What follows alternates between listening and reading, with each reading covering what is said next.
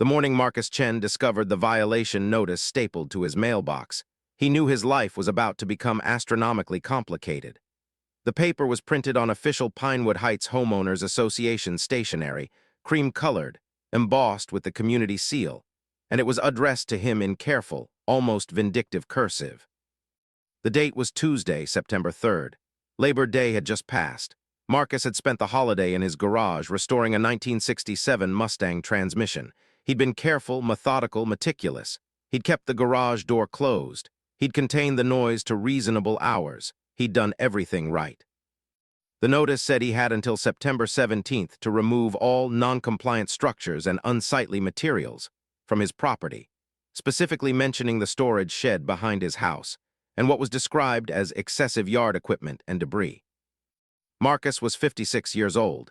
He'd lived in Pinewood Heights for 11 years. He owned his home outright, had paid his HOA fees without a single late payment, and maintained his lawn to immaculate standards. He'd never received so much as a warning, not one. He recognized the violation notice number and the signature block. Patricia Holloway, HOA board president.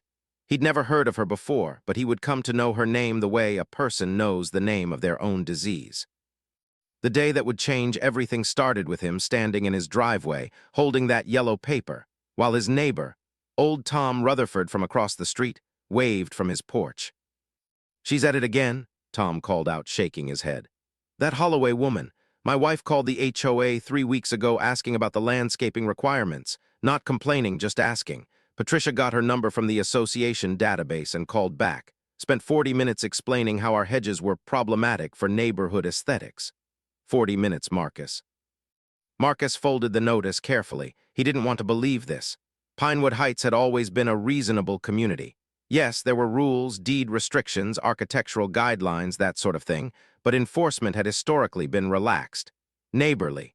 People understood that life was messy. "When did she take over the board?" Marcus asked. "May," Tom said.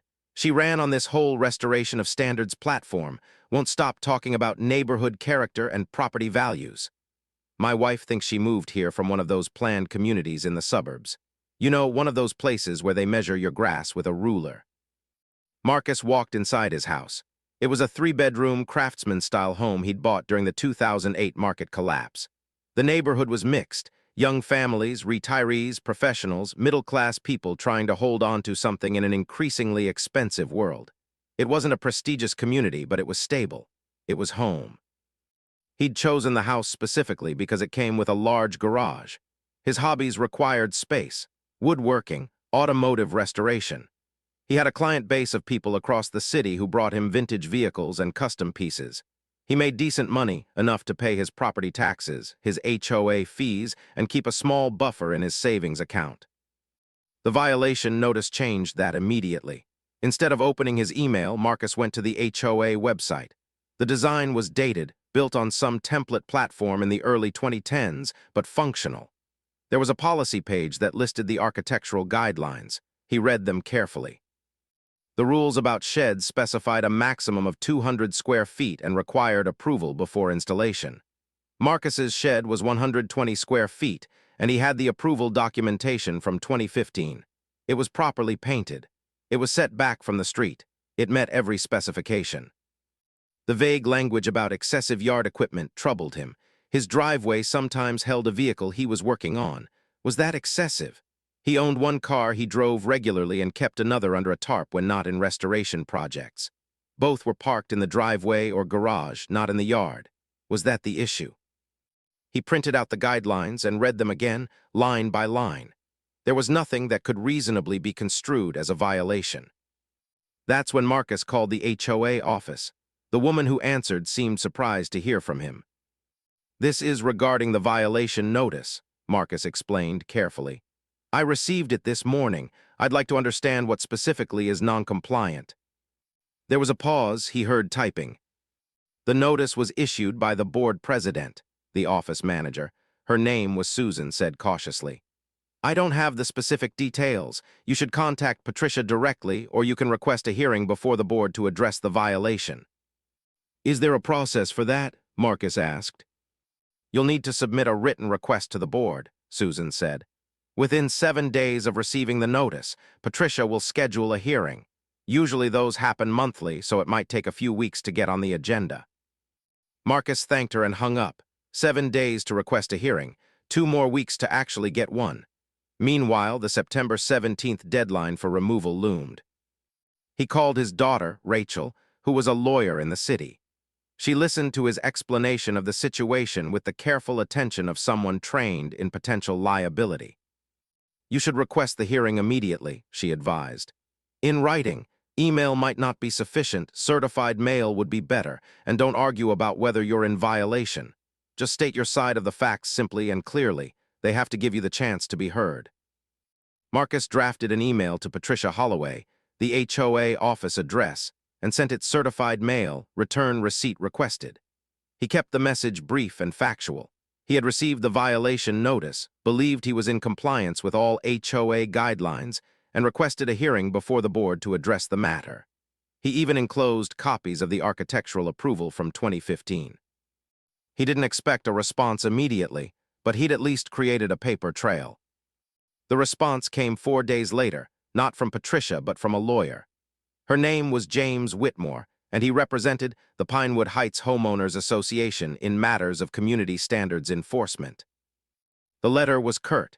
It stated that Marcus Chen's property contained multiple violations of the community architectural guidelines and maintenance standards, that his attempts to dispute this were procedurally improper, and that the violations would be escalated if not resolved by the stated deadline. The letter concluded by noting that continued violations could result in fines and potential liens against his property. Rachel read the letter when Marcus sent it to her. "That's aggressive," she said, and Marcus could hear the frown in her voice. "But also strange. They're threatening you before you've even had the hearing you requested." "Can they do that?" Marcus asked. "Technically, probably. Most HOA documents give them pretty broad enforcement powers, but it's bad form. Hostile, even. I'd suggest having someone respond on your behalf, not me, but someone local, a real estate attorney who deals with HOA disputes." Marcus found an attorney named David Paxton through a referral from Tom. David was in his 60s, had gray hair and tired eyes, and operated out of a small office downtown that smelled like old carpet and coffee. His website boasted 15 years of experience with homeowners association disputes. "I've seen a lot of these situations," David told him during their first meeting. "Usually it's a new board member who's got strong opinions about community standards.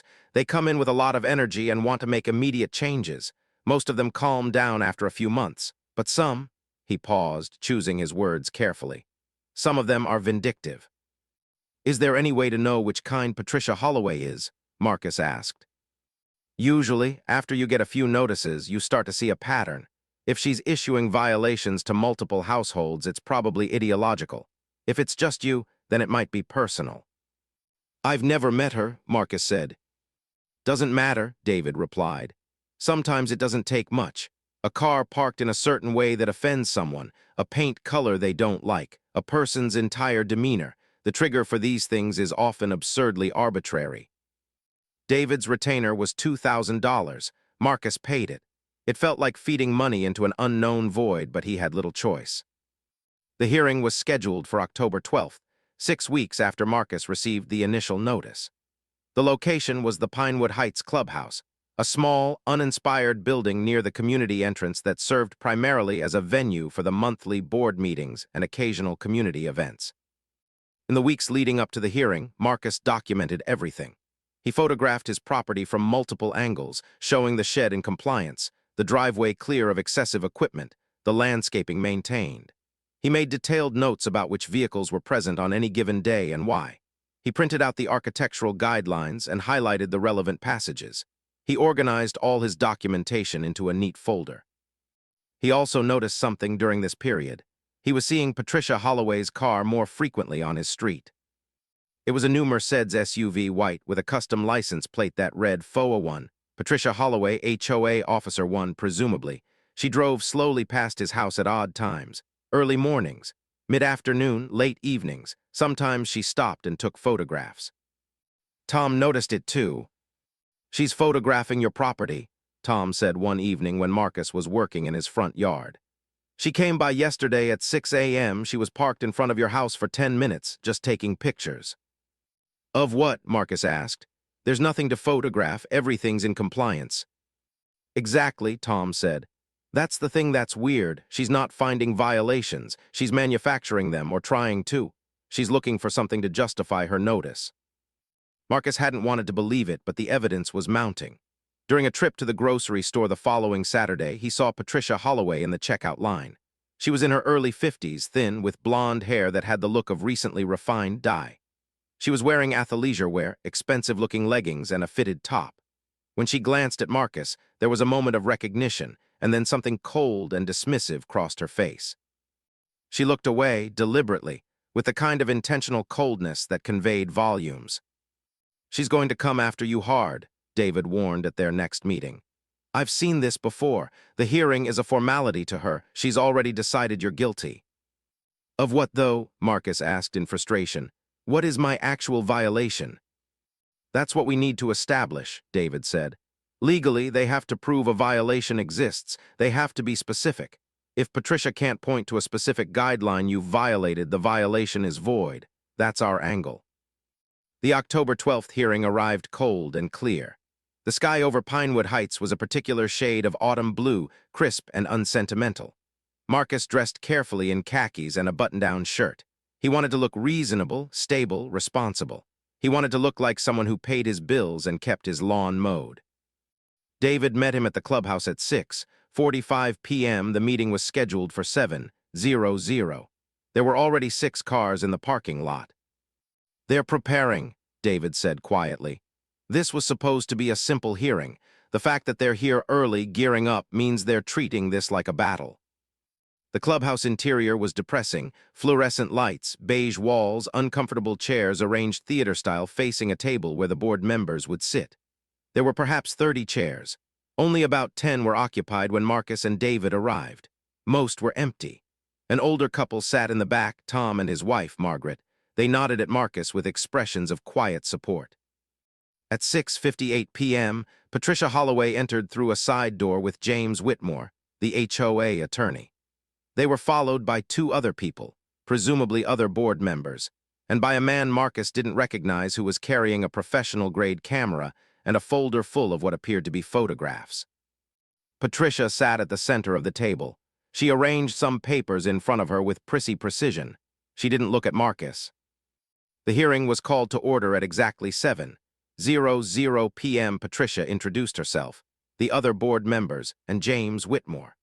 She then detailed the reasons for the violation notice in a calm, measured voice that somehow made each point sound more damning than its actual content warranted. Mr. Chen's property contains a storage structure that, while within the size limits, is not properly maintained to community standards, she began. The paint is faded. The foundation shows signs of deterioration. Additionally, Mr. Chen operates what appears to be a commercial vehicle maintenance business from his residential garage, in violation of our deed restrictions which prohibit commercial activities in residential areas. Marcus felt his stomach tighten. This was the accusation he'd been waiting for and dreading. Furthermore, Patricia continued, Mr. Chen's yard contains excessive equipment and materials associated with these commercial operations, and the frequency of vehicle traffic to his property is incompatible with residential use. She paused, and the man with the camera stepped forward. He was introduced as a community standards consultant, and he distributed printed photographs to the board members and to James Whitmore. One was handed to David, and he passed it to Marcus with a subtle squeeze on his arm that said, "Stay calm." The photograph showed Marcus's house from the street. A dark-colored sedan sat in the driveway. In the background, barely visible, was his garage and a portion of the shed. This is typical, the consultant said. Multiple vehicles occupying the residential driveway on a daily basis, evidence of commercial activity. That's my car, Marcus said quietly, the one I drive. You're not supposed to speak yet, David whispered. Wait until we present our case. But Patricia had already turned her head slightly, looking at Marcus with an expression of cold satisfaction. She'd gotten a reaction. She'd provoked him into interrupting. It was a small victory, but it was clearly one she relished. The consultant showed 3 more photographs, each clearly the same car or other vehicles. none of which proved anything about commercial activity, all of which were parked in the driveway or garage in perfectly legal ways. Our position, James Whitmore said, taking over from the consultant, is that Mr. Chen is operating a commercial business from his residential property in clear violation of Article 4, Section 3 of the Community Deed Restrictions, which state, "No business, commercial, or professional activity may be conducted from any residential property." We have documented evidence of regular vehicle traffic associated with these activities, and we are requesting that the board issue a notice of violation and set a deadline for the cessation of all commercial activities. David raised his hand. "May I speak?" Patricia nodded, with visible reluctance. "Thank you," David said, standing. "For the record, my client denies that he is operating a commercial business from his residence. Mr. Chen engages in hobbyist automotive restoration and woodworking projects. Like millions of Americans, he has a workspace in his garage where he pursues interests that are personal in nature. He does not advertise these activities. He does not conduct regular commerce from his property. He does not generate foot traffic, noise, or any other typical indicators of commercial activity." "He has clients," Patricia said sharply. "We have documentation." "Documentation of what?" David asked calmly. "Friends visiting, family members, people stopping by occasionally. That's not commercial activity, that's private life. Unless you have documentation of an actual business, advertising, contracts, invoices, employees, you have nothing but speculation." "We have these," the consultant said, holding up the photographs again. "Photographs of what?" David pressed. "Vehicles, that's not commercial activity. That's owning vehicles. My client owns vehicles. I own vehicles. You own vehicles. Where's the evidence of anything prohibited?" There was silence. "The shed," Patricia said, shifting tactics. "The shed is in disrepair and constitutes a violation of maintenance standards." Marcus had been prepared for this. He stood and walked to where Patricia sat. He placed 3 8x10 photographs on the table, professional photographs he'd had taken of the shed from multiple angles. The paint was fresh. The foundation was solid. There were no signs of deterioration. "My client had the shed professionally painted and inspected in 2019, David said. "The foundation was repaired at that time. There's no violation here either."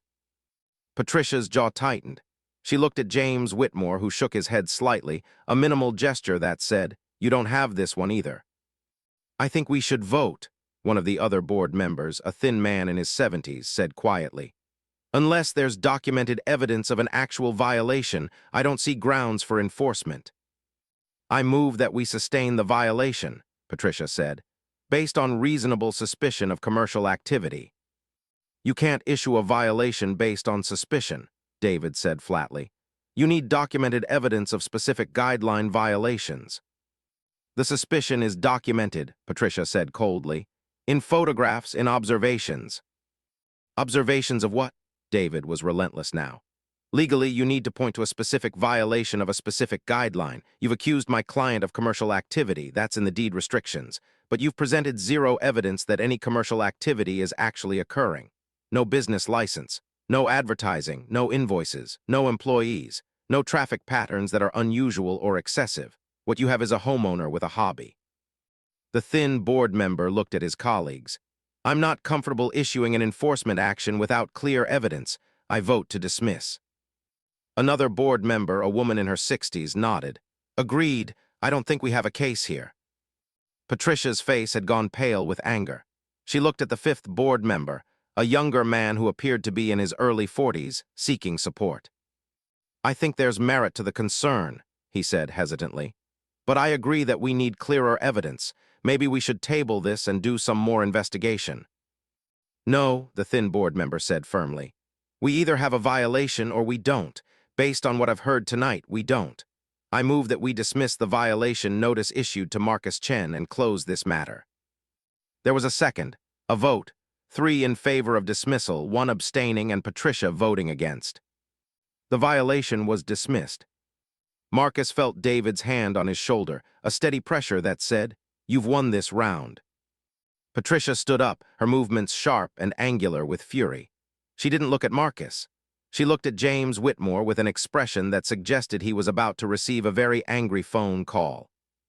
"This matter is closed," the thin board member said to Marcus.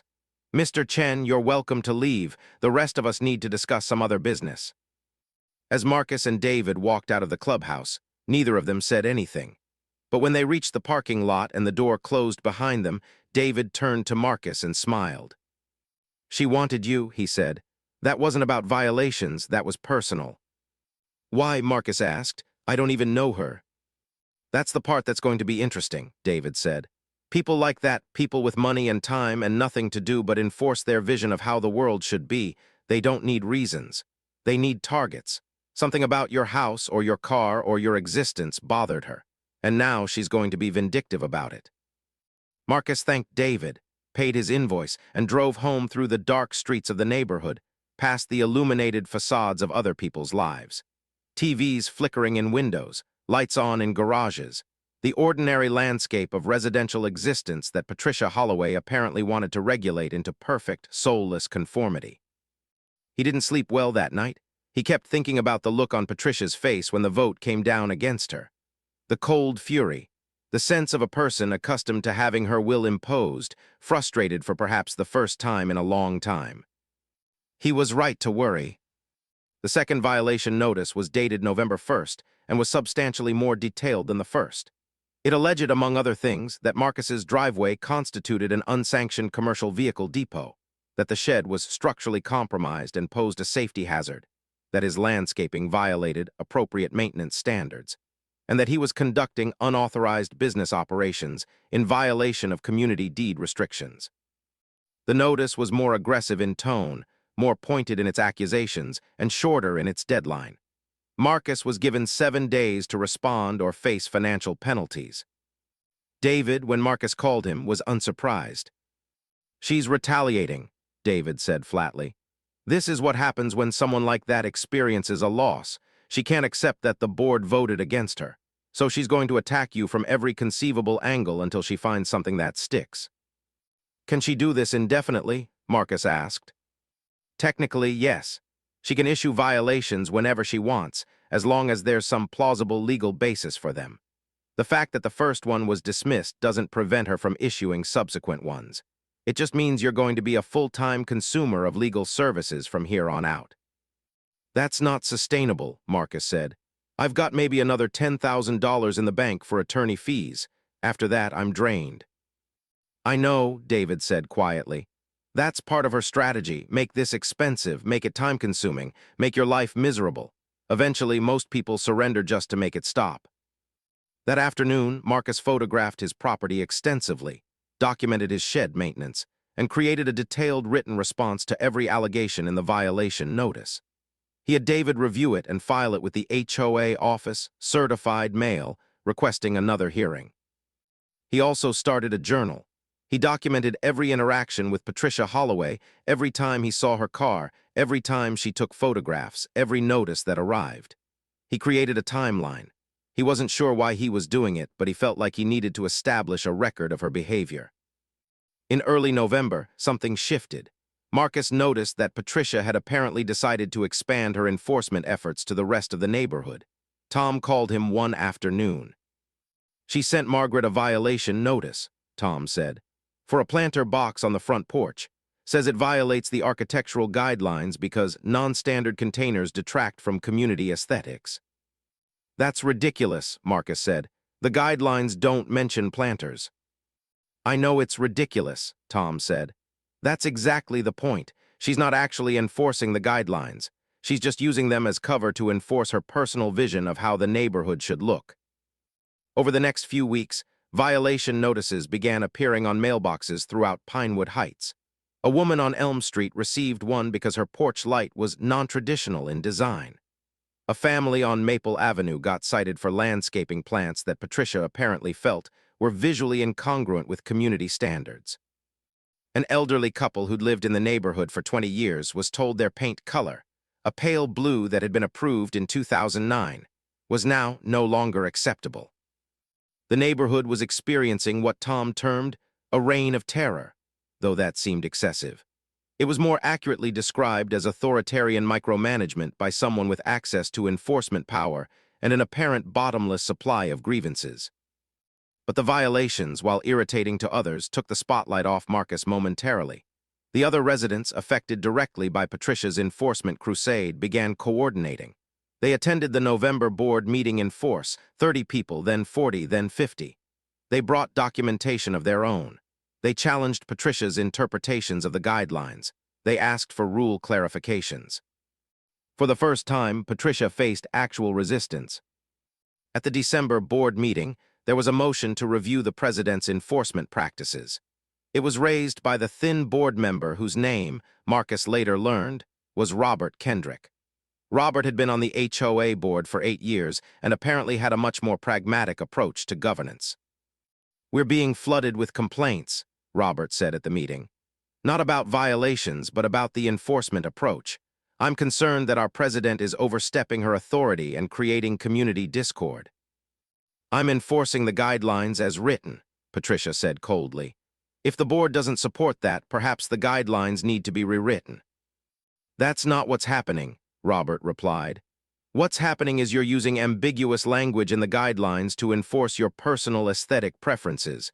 That's not governance. That's tyranny with a clipboard." There was actually an audible murmur of support from the assembled residents. Patricia's response was to call for a vote of no confidence. She wanted to see if the board still supported her leadership. It was a risky move. If the vote went against her, she could be removed as president. She won the vote 3-1 with one abstention, but it was clear that her support on the board was eroding. Robert had voted against her. The thin board member had abstained. Only 2 board members remained firmly in her camp. The community seemed to hold its breath. Then, in January, something unexpected happened. Robert Kendrick announced that he was stepping down from the board due to health issues. The board had to appoint a replacement, and there wasn't another election until April. In the interim, there was a vacancy. Patricia, as president, had significant influence over who would fill that vacancy. She appointed James Whitmore, the HOA attorney, to the board. "That's not legal," David told Marcus when Marcus called him in a panic. "Board members are supposed to be homeowners. Attorneys on retainer can't serve on the board. There's a conflict of interest." But when David tried to challenge the appointment, James Whitmore simply resigned from the attorney position and took the board seat instead. The HOA quickly hired another attorney from a different firm, someone who was less confrontational but also less interested in standing up to Patricia. The internal resistance to Patricia's authority had been neutralized. Marcus's second hearing was scheduled for January 15th. This time, he was better prepared. He'd had the shed professionally inspected by a structural engineer who provided documentation that it was in perfect condition. He'd documented every vehicle parked on his property and the specific dates and times. He'd gathered testimony from neighbors, including Tom and Margaret Rutherford, who would attest to the fact that Marcus's property had not changed in any meaningful way, and that he was not conducting commercial activity. But he was also increasingly aware that the process itself was the punishment. By the time the hearing rolled around, he'd spent nearly $5,000 in legal fees. He'd spent dozens of hours gathering documentation. He'd missed work, disrupted his routine, and suffered the low-level anxiety of knowing that someone, somewhere, was looking for new ways to attack him. Patricia knew this too. That was the point. The January hearing went similarly to the first one. Marcus presented documentation. David presented legal arguments. The violation was dismissed. Patricia looked furious. The outcome was technically a victory. But within a week of that dismissal, a new violation notice arrived, this time alleging that Marcus's garage door was non-compliant with architectural standards because it was a non-traditional color. Marcus's garage door was white. Every garage door on the street was white or gray. The architectural guidelines didn't specify what color a garage door should be. "She's testing the limits of what she can get away with," David explained. "Each violation is slightly more absurd than the last. She's trying to find the point at which the board will actually support her, or at which you'll give up." "What do I do?" Marcus asked. "We keep fighting," David said. "But you need to understand that this is going to be a long-term situation. She's not going to stop." Marcus started thinking about selling the house. It was a reasonable thought. Escape the situation, move somewhere without a hostile HOA, start fresh. But there was a problem. Patricia's campaign of violations and legal threats had begun to make the property less attractive. Potential buyers would do the research, would see the HOA violations in the public record, would worry about what would happen if they bought the house and faced similar harassment. Marcus's house had become toxic. In February, while Marcus was dealing with the garage door violation dispute, something happened that seemed unrelated at first, but would eventually prove to be the crucial element of everything that followed. Tom Rutherford was in his garage when he found something. Tom had lived across the street from Marcus for 5 years, but like most suburban neighbors, they'd never been particularly close. They'd waved at each other, exchanged basic courtesies, but weren't friends. The violation campaign had brought them together somewhat. Shared grievance creates its own kind of bond, but they were still acquaintances more than anything else. Tom was cleaning out his garage one Saturday morning, preparing to sell some old tools, when he found a property survey from 1998. He was clearing out some inherited items from his late mother, who had lived in the house before him, and he'd come across a box of old documents. One of them was the survey. It was dated June 15, 1998, and it showed the lot lines for Tom's property. It also showed the lot lines for several adjacent properties, including Marcus's. Tom was curious about something he'd noticed. It seemed like the property lines in the neighborhood didn't quite align with what people thought they did.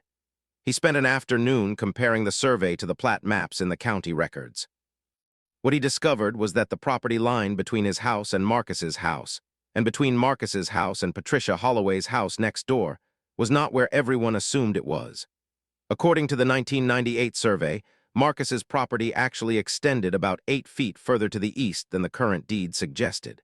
And conversely, Patricia's property line was not where she thought it was.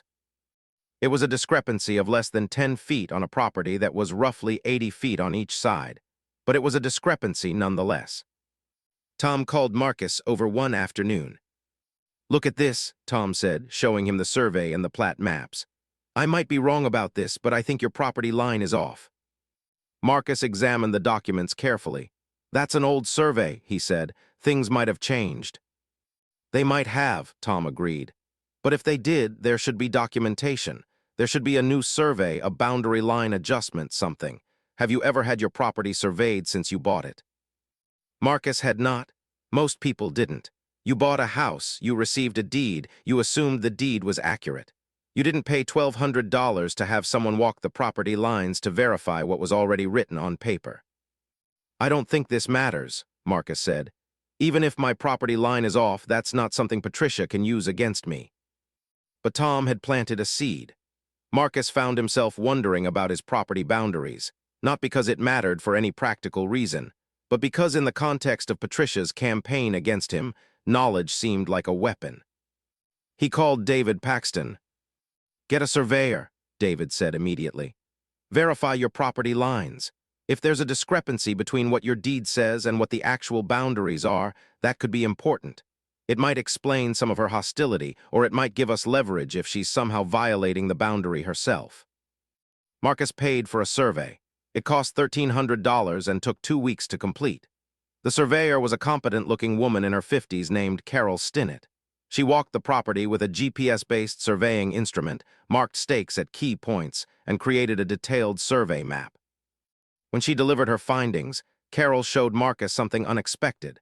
The property line between his lot and Patricia's was significantly different from what his deed indicated.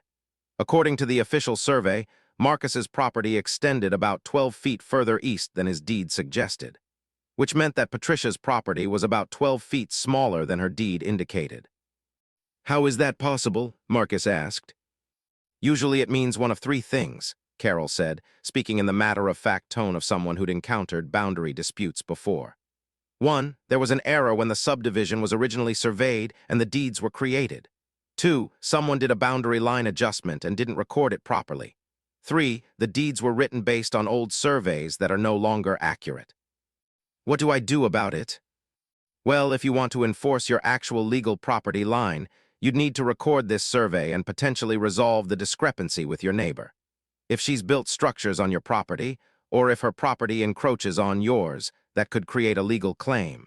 But usually, unless there's an active dispute, people just let these things be." Marcus paid Carol and thanked her. He filed the survey away, thinking it probably didn't matter in the context of his dispute with Patricia. He was wrong. It would eventually matter very much. In March, Patricia's campaign against Marcus shifted again. The violations continued, but now there was something new. She filed a formal complaint with the City Code Enforcement Office alleging that Marcus was violating local zoning ordinances by operating a commercial business from his residence. A city inspector showed up at Marcus's house on a Tuesday morning with a clipboard and an attitude. His name was Derek Valencia, and he was young, maybe 30, with the demeanor of someone who'd seen enough of the world to know that most disputes were probably stupid, but had to investigate them anyway. "I'm here about a complaint that you're operating a commercial business from this address," Derek said without preamble. "I'm not," Marcus replied. "I have a hobby. I work on cars and do woodworking in my garage. It's personal." "Do you advertise this work?" Derek asked. "No." "Do you have a business license?" "No." "Do you charge people to do this work?" Marcus hesitated. The truth was that he occasionally did work for other people, restoration projects, custom woodwork, and he did charge them. But it was infrequent, mostly friends and referrals, nothing that resembled a regular commercial operation. "Sometimes I do small projects for people," Marcus admitted. "But it's not a business. I don't have employees, I don't advertise, I don't have a storefront or any infrastructure of commercial activity." "Do you have receipts, documentation of these transactions?" "Some," Marcus said. "I keep records." "I'm going to need to see your records," Derek said, "and I'll need to come back and inspect your workspace." The situation had just become more complicated. By asking Marcus questions designed to elicit admissions that could be used against him, Derek had essentially given Patricia exactly what she needed. A paper trail suggesting that Marcus was indeed conducting at least some level of commercial activity, even if infrequent and small-scale. Marcus called David immediately. "What do I do?" Marcus asked. "You don't talk to him anymore," David said. "If he comes back, you tell him you need to consult with an attorney before answering any further questions. You don't volunteer any information. You don't let him inspect anything without a warrant. Clear." Marcus agreed. When Derek came back a few days later with follow-up questions, Marcus politely refused to answer them without his attorney present. Derek noted this in his report and left. The code violation investigation stalled after that, pending what Derek later indicated would be a determination by the city about whether Marcus's activities constituted a commercial use. But the damage was done. The complaint had been filed. It was now in the public record. Potential buyers researching Marcus's property would find it. Patricia had managed to expand her attacks beyond the HOA board. She'd involved city government. She'd created a paper trail of allegations that, even if not proven, created the appearance of impropriety. It was devastatingly effective. By April, Marcus had spent over $15,000 in legal fees. He had 3 pending HOA violations in dispute. He had a city code investigation pending. He had documented dozens of instances of Patricia photographing his property, visiting his street at odd hours, and appearing to monitor his activities. And he had a realization one morning, sitting on his back porch with a cup of coffee that had gone cold while he wasn't paying attention. Patricia Holloway had essentially stolen his peace of mind. He couldn't enjoy working in his garage anymore because he was constantly aware that she might be photographing him through a window. He couldn't park his car in his driveway without wondering if she would use it as evidence of some violation. He couldn't even have friends visit without anxiety about what she might interpret as commercial traffic. He was living in a state of perpetual low-level panic.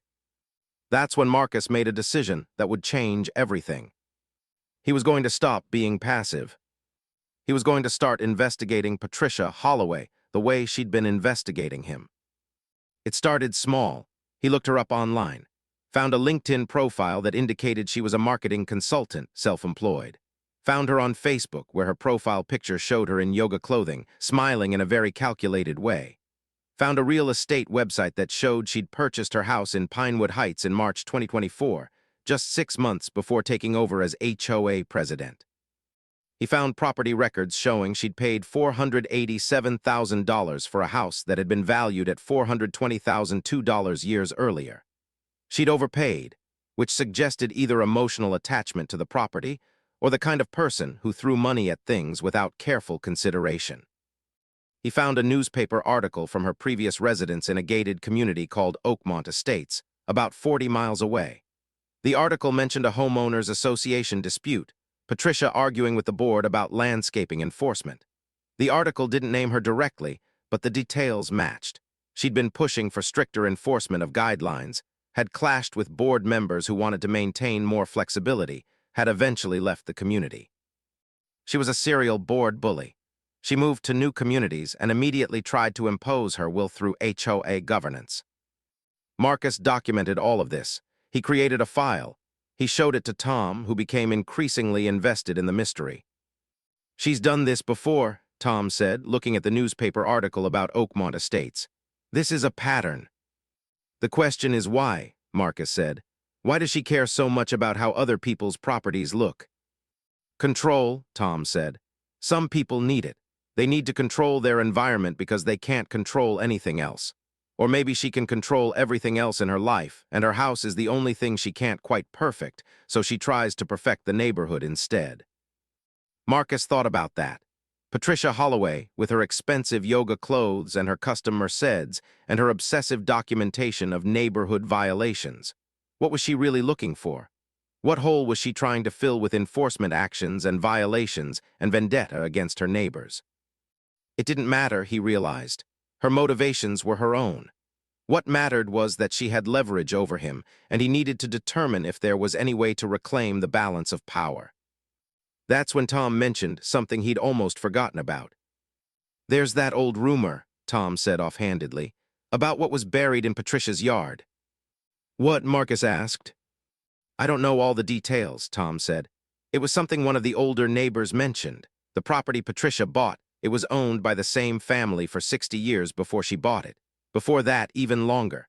There's supposedly something buried there from a really long time ago, some kind of old car or something, but I might be misremembering." Marcus felt something shift inside him. Some kind of old car, buried for a really long time.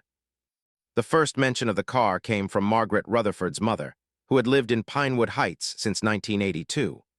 Margaret's mother, a woman named Dorothy who was now 87 and lived in an assisted living facility, had been one of the first residents in the neighborhood when the subdivision was developed.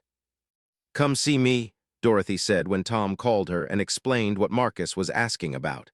"I might remember something about that property." Marcus drove to Shady Meadow Sr. living on a Saturday afternoon. Dorothy Rutherford was small, bright-eyed, and sharp-minded despite her advanced age. She sat in her assisted living apartment with a cup of tea and a binder full of neighborhood photographs from the 1980s and 1990s. "The property where that woman lives now, that's lot 47, Dorothy said, tapping a photograph from 1985. "It was owned by the Carmichael family. They moved in around 1960, I think, maybe earlier. The whole neighborhood was dirt roads and wildland back then, most of us built in the 60s and 70s. "Do you remember anything unusual about the Carmichael property?" Marcus asked. Dorothy paused, thinking. "There was something," she said slowly. "I can't remember exactly what, but in the early 70s, maybe 71 or 72, there was quite a commotion.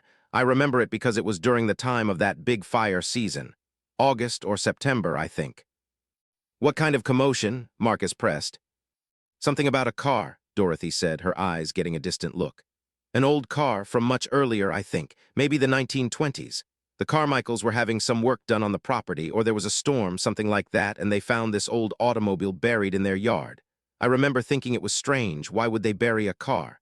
But they didn't do anything about it, just left it there." "It's still there?" Marcus asked. "As far as you know?" Dorothy nodded slowly. "The Carmichaels died, both of them, in the 80s, I think, maybe the late 80s. Their children inherited the property but didn't want to move here, so they rented it out for a while. Then eventually it was sold. But I remember thinking at the time that whoever moved in would probably find that buried car, or maybe not. Maybe they just never dug deep enough." Marcus felt something crystallize inside him. A car buried in Patricia's yard.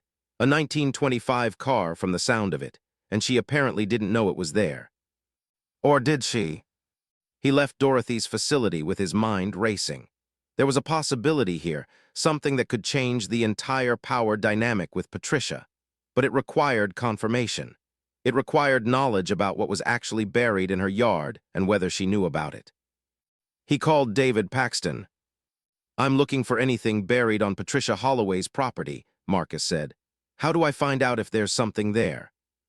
"You'd need a survey that goes deep enough to show subsurface features," David said. "But honestly, you'd need a ground-penetrating radar scan or something similar, and you'd need access to her property to do it." "What if the car was already known?" Marcus asked. "What if the city or county has records about it?" "Then it might show up in property surveys or assessment records," David said. "Property records are public. You could request them, look for any notes about easements or subsurface features. But I'm not sure what you're trying to accomplish here." "I'm trying to figure out if Patricia knows about this," Marcus said. "Why does it matter?" David asked. Marcus didn't have a good answer to that. It mattered because it seemed like leverage, the idea that Patricia might be sitting on some kind of secret, some kind of liability. But leverage for what? He couldn't threaten to tell people about a buried car. That wasn't a legal weapon. Unless it was. If there was a car buried on Patricia's property, it might change the boundaries of her property. It might create questions about easements or historical claims. It might create complications for her that she didn't anticipate. Marcus started digging through county records. He requested copies of property surveys for Patricia's address going back to the 1970s. He looked at historical assessments, building permits, deed records. What he found was suggestive but not conclusive. In 1972, there was a building permit issued for ground stabilization work at the property. In 1973, there was another permit for foundation inspection and repair.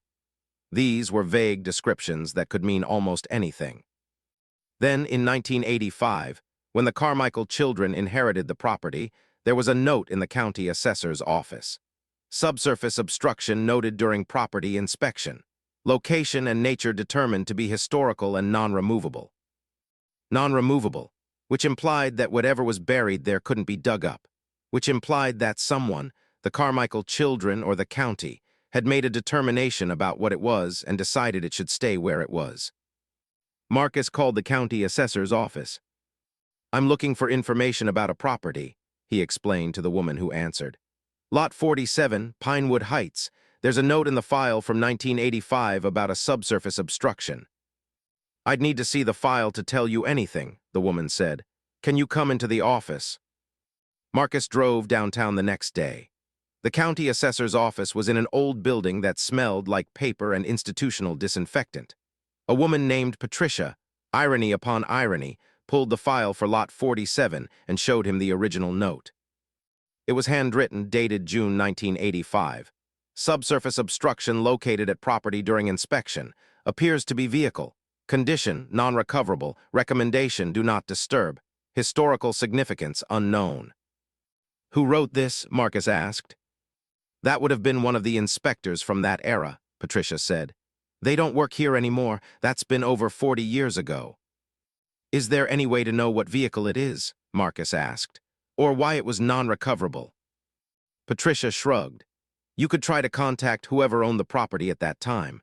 Or you could hire someone to do a ground-penetrating radar scan if you wanted to know what's actually there. But the official position of the county is that it's a historical artifact and should be left in place." Marcus left with a photocopy of the note. He now had confirmation that there was definitely a vehicle buried on Patricia's property, and that county officials had deliberately decided to leave it there, probably for reasons of historical preservation or cost. But he still didn't know what vehicle it was, or why it had been buried in the first place. He hired a historical researcher, a woman named Susan Chen, no relation, who specialized in local history, to dig into the property's background. Susan spent 2 weeks looking at old newspaper archives, historical records, and property documents. What she discovered was remarkable. In 1925, the property had belonged to a man named Charles Carmichael, Patricia's current property's original owner, no relation to the Carmichael family that owned it in the 1960s. Charles Carmichael had been a successful businessman in the early automotive era. He owned a dealership that sold luxury automobiles, Packards, Cadillacs, high-end vehicles for wealthy customers. In September 1925, there had been a fire at his property. According to newspaper accounts, the fire had been severe and had destroyed several outbuildings. Charles Carmichael's personal automobile, a rare 1925 Packard, had been in one of those outbuildings and had been destroyed in the fire. In the aftermath, Charles Carmichael had apparently decided to bury the car rather than try to salvage it or remove it. Why, nobody knew, but the car had been in the ground for nearly a century. When the property changed hands in 1972, the new owners had discovered it during construction work. They'd contacted someone, probably an automotive historian or an insurance company, and gotten professional advice that the car should be preserved as a historical artifact. So it had been left in place, protected, deliberately forgotten. Until Marcus came along and decided to dig it up, figuratively speaking. "It's a rare vehicle," Susan told Marcus during a meeting where she presented her findings. "The 1925 Packard is historically significant. If it's still in reasonable condition, it could be valuable to collectors or museums. Condition would depend on how well it's been preserved in the soil." "How valuable?" Marcus asked. "Could be anywhere from $50,000 to $500,000, depending on condition and provenance," Susan said. "But realistically, you're probably looking at somewhere in the low six figures if it's been preserved well." Marcus sat back in his chair, processing this information. If there was a rare car buried in Patricia's yard, a car that might be worth hundreds of thousands of dollars, then she had a significant liability on her property that she probably didn't know about. And if she didn't know about it, that meant she might be in violation of various regulations about disturbing historical artifacts, which meant she could face penalties, fines, or restrictions on her use of her property. Which meant Marcus might actually have leverage. But he needed to be certain. He needed to know if Patricia actually didn't know about the car or if she was deliberately hiding it. In May, Marcus hired a surveyor with ground-penetrating radar capabilities. The surveyor, a different one than Carol Stinnett, created a detailed subsurface scan of Patricia's property. What the scan revealed was unmistakable. There was a large metallic object about 8 feet below the surface in the southeastern portion of her yard. The shape and density patterns were consistent with a vehicle. Marcus now had absolute confirmation that there was a car buried in Patricia's yard. The question was how to use this information. He spent 2 weeks thinking about his options. He could contact the State Historical Society and report that there was a potentially significant historical vehicle on the property. That might trigger an investigation and create complications for Patricia. He could anonymously report it to the city and let the Code Enforcement Office deal with it. Or he could confront Patricia directly and see what happened. In the end, he chose a different approach. He reached out to a journalist, a woman named Karen Okonkwo, who covered local news for the city's alternative weekly newspaper. Karen had written about HOA disputes before and had expressed frustration with boards that overreached their authority. "I have a story for you," Marcus said when they met at a coffee shop. "But I need you to understand that I'm telling you this for 2 reasons. 1, because the public should know about it, and 2, because I'm in a dispute with the HOA president and I need to level the playing field." He told her everything: the violations, the campaign against him, the city code investigation, Patricia's history at other communities, the buried car. Karen listened with the intensity of a journalist who smells a story. "Can you prove the car exists?" she asked. "I have the GPR scan," Marcus said. "I have the historical records. I have the county assessor's note from 1985. "Does she know about the car?" "I don't think so," Marcus said. "Or if she does, she's not doing anything about it." Karen thought about this. "This is a complex story," she said finally. "I can't just report that there's a car buried in her yard without context. But if you're willing to go on record about your dispute with the HOA, and if I can independently verify some of this, then we might have something here." "What kind of story are you thinking?" Marcus asked.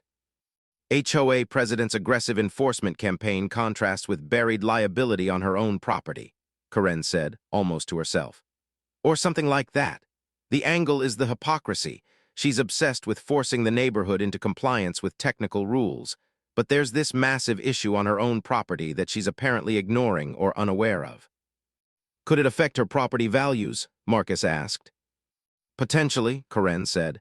If there's a historical vehicle buried there that the state considers significant, it could restrict her ability to excavate or develop that portion of the property. It could affect permits for future work. It could complicate a sale. Yeah, it could definitely matter. Corinne started investigating. She contacted the county, the historical society, asked for comment from Patricia's real estate agent, reached out to historians and collectors of 1925 Packards. What emerged was a detailed understanding of what the car was, what it might be worth, and why it mattered historically. The 1925 Packard was one of only a few hundred built that year. If it had survived in reasonable condition underground, it could be a significant addition to automotive historical collections. Corinne also discovered that Patricia had recently listed her house for sale. She'd put it on the market in April for $495,000, just a month after Marcus had hired the surveyor. The listing photos showed the yard, but didn't mention the buried car. She can't sell that property without disclosing the historical significance of what's buried there, Corinne told Marcus.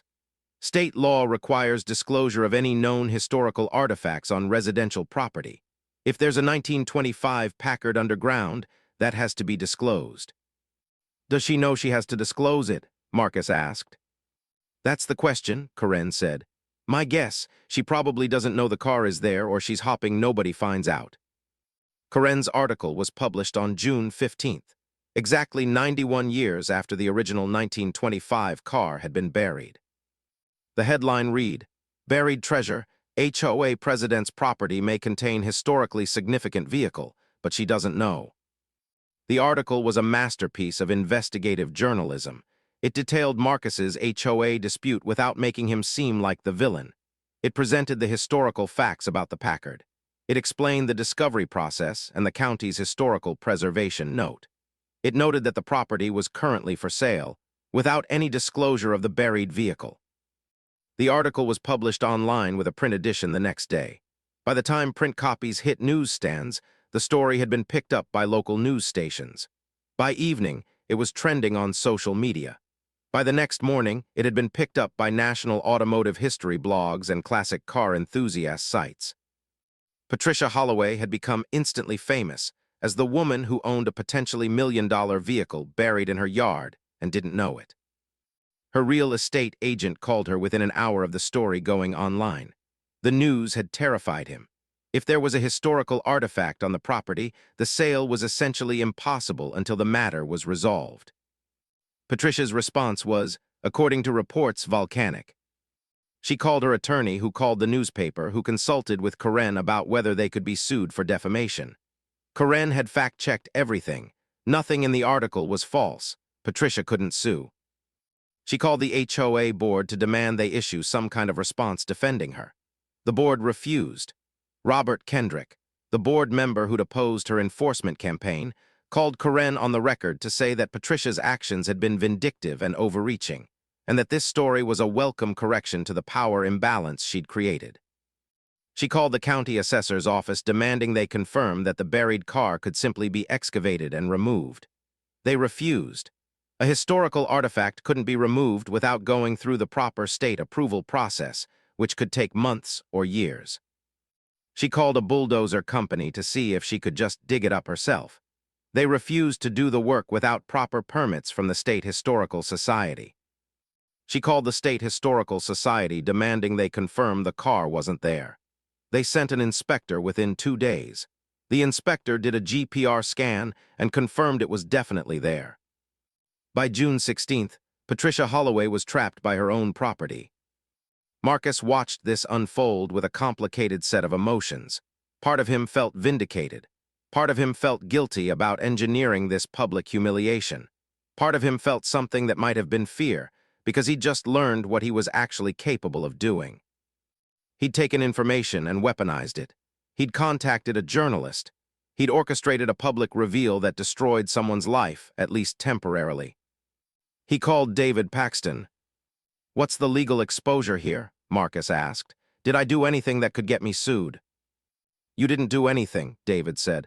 "A journalist did. You gave her factual information. That's not actionable." "She's going to know it was me," Marcus said. "Probably," David agreed. But knowing isn't the same as proving, and even if she could prove it, what would she sue you for? You didn't commit defamation. You didn't invade her privacy. You didn't do anything illegal.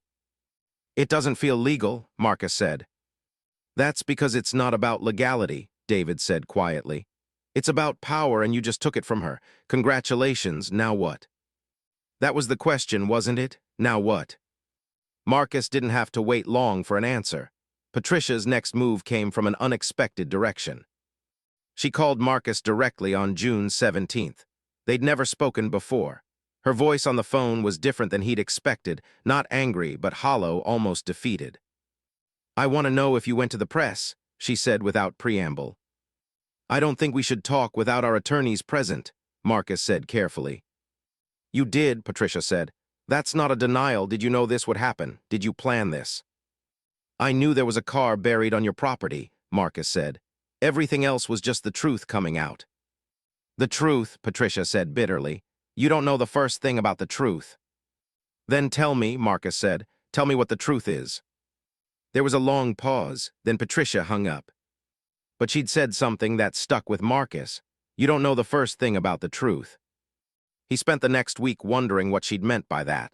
There was something more to this story, something that his discovery had interrupted but hadn't illuminated. Patricia's campaign against him had been vicious and unwarranted, but there was something underneath it that he didn't understand. Tom provided a partial answer when he called one evening. "I did some digging into Patricia's background," Tom said. "You know how I mentioned she'd moved from another community?" "Yeah, Oakmont Estates," Marcus said. "Well, I managed to get the phone number of someone from that community who remembered her," Tom said. "A woman named Diane. She didn't want to talk much, but she said that Patricia had been involved in a similar situation at Oakmont. She'd pushed for aggressive enforcement. There had been a dispute with one of her neighbors, a man who was apparently running an illegal business from his home. The neighbor had fought back, accused Patricia of harassment, and the community had sided with the neighbor. Patricia left shortly after that. "What was the neighbor running?" Marcus asked. "Diane wasn't clear on that," Tom said. "But she said it had been a significant issue, that the neighbor had actually been operating something illegal from his home, not just a hobbyist thing, an actual illegal operation." Marcus absorbed this information. It created a narrative where Patricia's crusade against him made slightly more sense. She'd fought someone like him before, someone she perceived as violating community standards, and she'd lost. Then she'd moved to Pinewood Heights, and he, Marcus, with his garage projects, had looked like the same threat all over again. Patricia had been trying to fight a battle she'd already lost. But that still didn't justify her vendetta. That still didn't make the violations okay.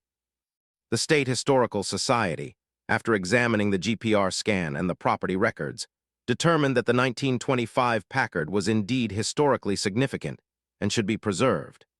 They also determined that it could not be removed without an extensive archaeological excavation that would likely take 4-6 weeks and would cost anywhere from $30,000 to $70,000. Patricia had 3 options. She could pay for the excavation and have the car removed and preserved. She could leave it in place and accept the property restrictions, or she could sell the property with full disclosure of the buried vehicle. All 3 options were expensive or complicated. She chose the first option, full excavation. She'd had the car photographed, documented, and researched. Might as well get it out of the ground and try to recover some value from it. The excavation was scheduled to begin in mid-July. It would take place in Patricia's backyard, which meant it would be highly visible from the neighboring properties. Marcus received a notice from the Historical Society asking if he'd like to be present for the excavation. He had no idea how they'd gotten his contact information until he realized that Karen must have given them his name in the context of her story.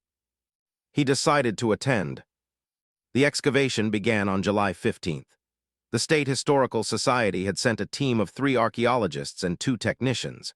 They'd brought equipment, tarps, a portable lab tent, and the kind of serious hardware you bring when you're trying to extract a century-old vehicle from the earth without destroying it. News cameras were present. The story had become regional news. Buried PACKARD, historic auto recovered after 91 years underground, the headlines read. Patricia stood in her driveway looking like someone had physically struck her. The yard, which she'd maintained meticulously, was being carved up with careful precision. Heavy equipment was removing topsoil. The archaeologists were making notes and taking measurements. Marcus watched from across the street, standing with Tom and Margaret and half a dozen other neighbors who'd come to observe. "She looks devastated," Margaret said quietly. "She is," Tom replied. "Her house is being turned into a construction site, and everyone in the city knows about the buried car." The first day of the excavation yielded confirmation of the vehicle's presence and the beginning of careful exposure work. By the second day, the front end of the Packard was becoming visible. By the third day, the entire hood and windshield area had been exposed. And that's when the Historical Society contacted Marcus with news that would complicate everything further. "We've found something inside the vehicle," Dr. Alina Watts, the lead archaeologist, told him. "We need to ask you something, and I need to warn you that this might be sensitive." "What is it?" Marcus asked. "There appears to be human remains," Dr. Watts said carefully. "Skeletal remains of at least one individual. We need to contact the police and the medical examiner. This is now a potential crime scene." When the police arrived, they cordoned off Patricia's entire backyard with crime scene tape. The excavation was halted. Instead, forensic specialists took over the work, carefully extracting the skeletal remains of what appeared to be a single individual, a person who had been inside the Packard when it was buried in 1925.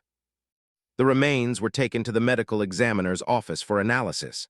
An officer interviewed Dr. Watts and took statements from the archaeological team. Then the officer, a detective named Sarah Chen, coincidence upon coincidence, interviewed Patricia. "Did you know there were human remains in that vehicle?" Detective Chen asked. "Of course not," Patricia said. "I didn't know there was a vehicle at all until that article came out." "Have you ever done any work in your backyard?" Detective Chen asked. "Some landscaping," Patricia said, "but nothing major. I've only owned the property for 18 months. "Did the previous owners mention anything unusual about the property?" "No," Patricia said. "Why would they?" Detective Chen had the same question. She started investigating the history of the car, the property, and what had actually happened in 1925. What emerged was a 96-year-old mystery that was about to be solved. In 1925, the property had belonged to Charles Carmichael, a successful automobile dealer. Charles had been well known in the city for his luxury car dealership and his reputation as a man who knew valuable automobiles. But Charles Carmichael had a dark side. Police records from the 1920s showed that he'd been investigated multiple times for involvement in bootleg alcohol sales. During Prohibition, there was money to be made in smuggling and distributing illegal alcohol. Charles had apparently been involved in that enterprise. In September 1925, there had been a fire at Charles's property. The official report from the fire department indicated that the fire was accidental, an explosion in one of the outbuildings that Charles used for storage. But what if it hadn't been an accident? Detective Chen obtained the old fire investigation records from city archives. They revealed something the newspapers at the time had not reported. There had been a question about whether the fire was deliberately set. There had been an initial investigation into possible arson. But Charles Carmichael had been wealthy and connected. The investigation had been closed within days, ruled as accidental. The destruction of the vehicle, the 1925 Packard, had been explained as collateral damage from the fire. But what if the car hadn't been destroyed in the fire? What if Charles had buried it deliberately, along with something or someone he wanted to keep hidden? Detective Chen requested exhumation of the remains and ordered a forensic analysis. The medical examiner's preliminary findings indicated that the skeletal remains showed signs of blunt force trauma and possible gunshot wounds. The individual had been dead for approximately 90 years. The remains were consistent with a male, likely in his 20s or 30s at the time of death. The mystery deepened. There had been a body buried with Charles Carmichael's automobile for 96 years. Historical research conducted by Detective Chen's team, combined with additional newspaper archive research by Karen Okonkwo's journalist contacts, began to reconstruct what might have happened in 1925. Charles Carmichael had apparently been involved in bootleg alcohol distribution with a partner, a man named Vincent Rossi. Vincent was a well-known figure in organized crime circles in the city. But in 1925, Vincent had disappeared. He'd been missing for over 90 years, presumed dead but never found. The newspaper records from 1925 showed that Vincent Rossi's disappearance had been noted briefly, a small article about a missing man, with speculation that he might have been killed in some organized crime dispute. But the case had gone nowhere. There was no body. There was no evidence. It had been filed away as an unsolved disappearance. But now there was a body. And now there were remains that could be identified, possibly through dental records or DNA analysis. The question was, what had happened between Charles Carmichael and Vincent Rossi? Had Charles killed him? Had there been a dispute over money or territory? Had Charles then buried Vincent in his own automobile and set fire to the evidence? The fire, in that context, might have been Charles's attempt to destroy the evidence of the crime. 96 years later, Patricia Holloway's property had revealed a murder that had been unsolved for nearly a century. The skeleton was identified within 2 weeks. The dental records matched Vincent Rossi perfectly. He had been shot twice, apparently while sitting in the driver's seat of the Packard, and then buried in the vehicle in Charles Carmichael's backyard. The case, which had been closed for decades, was officially reopened. But there was a significant problem. Charles Carmichael was dead. He'd died in 1989, decades after the murder. There was no one to prosecute. However, his surviving children and grandchildren became interesting to police investigators. What had they known? Had Charles confessed to them? Had they known about the body buried in the yard? The police interviewed multiple family members. What emerged was a family secret that had been carefully guarded for nearly a century. Charles's eldest daughter, who had inherited the property in the 1970s, had apparently discovered the vehicle during a construction project. Instead of reporting it to police, she had covered it back up and had kept the secret, protecting her father's legacy from the revelation of what he'd done. When the property had changed hands again, this family silence had been maintained. Nobody who subsequently purchased or rented the property had known the truth. Until Patricia Holloway moved in, and the buried car's discovery had been triggered by Marcus's conflict with her, which had led to the GPR scan, which had led to Coren's article, which had led to the excavation that had exposed the 96-year-old murder. A chain of events that had begun with Marcus's garage hobby had ended in the solution of a historical homicide.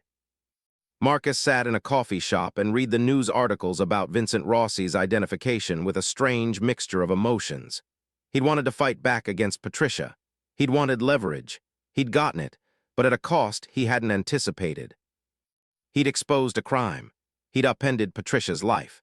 He'd made her property worthless and unsellable. He'd created international news coverage of what had been a normal suburban neighborhood. And in the process, he'd solved a 96-year-old murder and exposed a family secret that had been protected for generations. He hadn't intended any of that. He just wanted Patricia to stop harassing him. He called David Paxton. "Are you okay?" David asked, which was the right question. "I don't know," Marcus said. "I feel like I've done something significant, but I'm not sure if it's good or bad." "You exposed the truth," David said. "That's the hard part. Whether the truth is good or bad depends on your perspective." "Patricia's life is destroyed," Marcus said. "Patricia's life was predicated on lies," David replied. "She bought a property with a murder buried in it. She didn't know that, but she bought it. And then she started trying to control and manipulate her neighbors. Sometimes when the truth comes out, it destroys lives. That's not your responsibility." Marcus wasn't sure he agreed with that assessment, but he also wasn't sure he disagreed. He called Rachel, his daughter, the lawyer. "You did something interesting," Rachel said after Marcus explained the whole situation. "Ethically, you didn't do anything wrong. You gathered public information. You gave it to a journalist. The journalist published it. That's how journalism works." "But I intended for it to hurt her," Marcus said. "That was the whole point." "And did it?" Rachel asked. "Yes," Marcus said. "But I also accidentally solved a 96-year-old murder, which is not something I was trying to do." "So you got what you wanted, plus some extra consequences you didn't anticipate," Rachel said.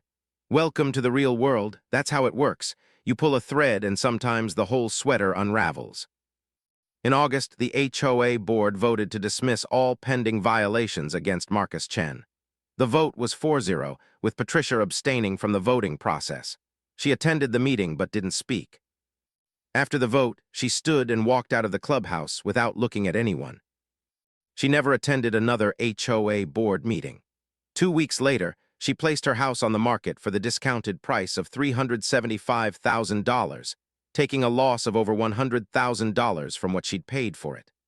The listing disclosure included a note about the historical vehicle on the property and the ongoing forensic investigation. The property sat on the market for months before a developer who was interested in the historical significance of the car purchased it at an even steeper discount. Patricia disappeared from Pinewood Heights. No one knew where she'd moved. She simply vanished from the community that she'd tried so hard to control. In September, the State Historical Society held a press conference to announce the restoration of the 1925 Packard. They'd extracted it from the ground carefully, preserved it, and documented it thoroughly. Despite nearly a century underground, the vehicle's structure was in surprisingly good condition. The leather interior had deteriorated, but the mechanical components were largely intact. The car would be restored and eventually displayed in a museum dedicated to automotive history. Marcus was invited to the press conference. He politely declined. He didn't want to be part of this story anymore. The autumn of that year was quiet. Marcus returned to his normal life in ways that felt both familiar and completely changed. He opened his garage again. He took on restoration projects. He worked on his cars and his woodworking. He paid his HOA fees, which he noticed were being managed by the competent, reasonable board members who'd voted against Patricia from the beginning. The neighborhood slowly returned to its pre-Patricia state. The violation notices stopped. The aggressive enforcement actions ceased. People who'd been living in fear of HOA retaliation began to smile again when they saw each other at the mailbox or in the yard. But the place where Patricia had lived remained conspicuously unfinished. The backyard, which had been excavated in search of a 96-year-old automobile and the remains of a murdered bootlegger, was still scarred with the marks of archaeological work. The developer who'd purchased the property left it relatively untouched, deciding to preserve the historical aspect of the site rather than immediately begin new construction. The house sat empty and marked by history. Tom and Margaret invited Marcus over for dinner in October. "We wanted to say thank you," Margaret said, which seemed like a strange thing to say. "For what?" Marcus asked. "For being you," Tom said. "For not rolling over when Patricia came after you. A lot of people would have just paid the fines or sold the house, but you fought back. And in the process, I made all of our lives miserable for a while," Marcus said. "Yeah," Tom acknowledged. "But that was temporary. What Patricia was doing, that would have been permanent. She would have just kept escalating until everyone either left or surrendered." Marcus accepted this, though he wasn't entirely comfortable with it. He'd gotten what he wanted, peace, but he'd done it by essentially destroying another person and accidentally solving a historical crime in the process. That seemed like a disproportionate outcome. In November, Marcus received a letter. It was from a lawyer representing the Carmichael family. They wanted to discuss the property and the historical discovery. Specifically, they wanted to understand how to manage the family's legacy now that the murder had been exposed. The letter asked if Marcus would be willing to meet with representatives of the family. David advised against it. "You don't need to meet with them," David said. "You've already done what needed to be done. Anything else is just reopening old wounds." But Marcus was curious. He'd exposed this family secret. He'd brought this crime to light. He had some responsibility to face the consequences of that action, even if indirectly. He agreed to meet. The Carmichael family representative was a woman named Elizabeth Chen, who was Charles Carmichael's great-granddaughter. She was in her 60s, had gray hair, and came to the meeting looking tired and carrying a folder full of documents. "My family has been living with a lie for nearly a century," Elizabeth said. "We've known that something unspeakable happened on that property, and we've known it had to do with my great-grandfather Charles. When your investigation revealed the murder, it was like opening a wound that had never healed because we'd never acknowledged it existed." "I'm sorry," Marcus said. "Don't apologize," Elizabeth said. "The truth needed to come out. It's necessary to move forward. But I wanted to meet with you because you're the person who made that happen, and I wanted to understand why." Marcus explained about the violations, the conflict with Patricia, the GPR scan, the news story. "You didn't set out to expose my family secret," Elizabeth said when he finished. "You were just trying to protect yourself." "Yes," Marcus admitted. "But in doing so, you also gave my family a chance to actually reckon with what happened," Elizabeth continued. "We've never had to face what Charles did. We've just pretended it didn't exist. Now, because the truth has come out, we can deal with it. We can educate the next generation about it. We can be honest about our family history instead of pretending to be something we're not." "Is that a good thing?" Marcus asked. "I think so," Elizabeth said. "I think lies compound, and I think the longer you carry a family secret, the more it corrupts everything else. So yes, I think it's a good thing that the truth came out." She showed him the documents she'd brought. They included Charles Carmichael's personal letters from the 1920s, letters that hadn't been published because the family had hidden them. In those letters was Charles's confession.